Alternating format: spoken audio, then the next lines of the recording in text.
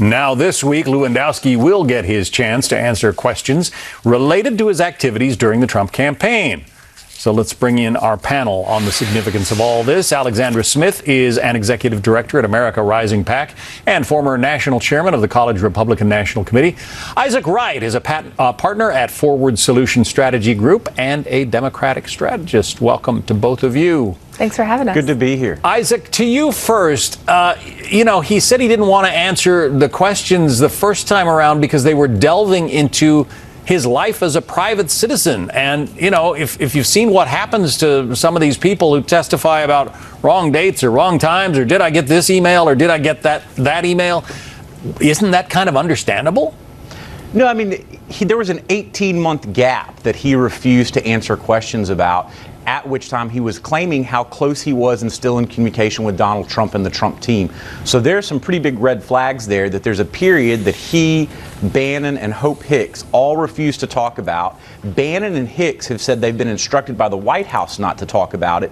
So the question is, what is Donald Trump hiding? We know that Jared Kushner lied on security briefings about his meetings with Russia. We have seen all of these things. 100 indictments have rolled down so far. We've seen 3 guilty pleas.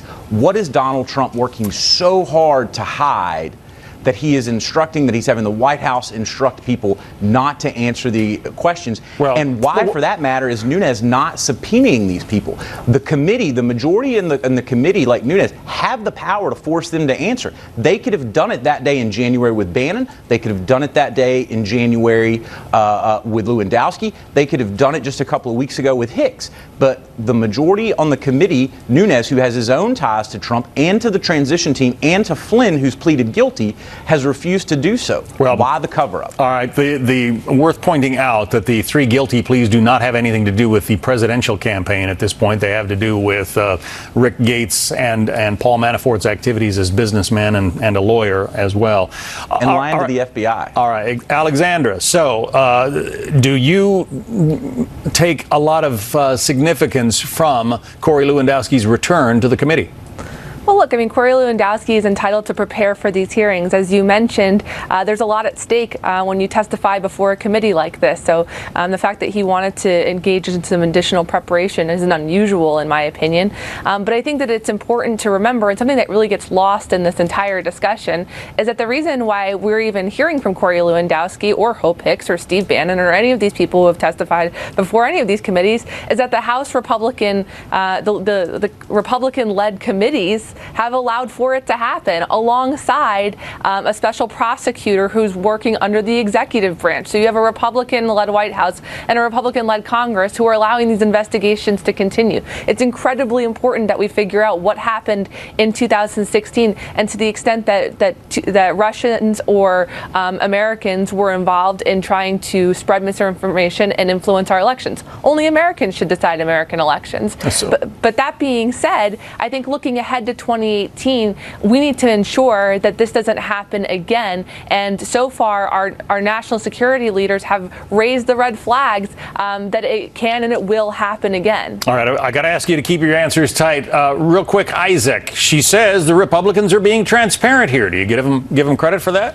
Absolutely not. They've refused to answer questions on behalf of the administration. Hope Hicks, Steve Bannon, Corey Lewandowski. Lewandowski, I would remind you, a month ago said he would refuse to come back and testify and answer the questions and the gaps he refused to testify about in January. And the Nunes committee has overtly failed to subpoena these people when they had the power to compel them to tell the truth.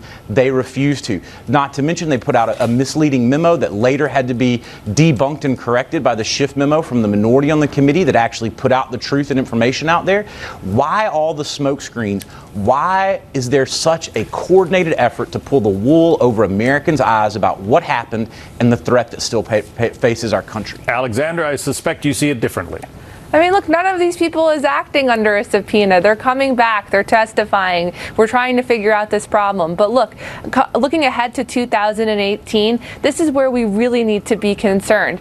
Whether it's the Director of National Intelligence, the Director of the CIA, or the National Security Advisor, they all say that foreign agents are looking to influence our 2018 elections. That's just a few short months away. And, you know, rather than sort of engage in the partisan spectacle that this has become, I would rather that we focus our efforts on making sure that this doesn't happen in this critical election coming up. Yeah, we can agree the Trump administration should be taking action to make sure it doesn't happen again. They're not. But why the cover-up if nothing wrong happens? We are going to have to leave it there. Isaac Wright and Alexandra Smith, thank you both. Thank you very much.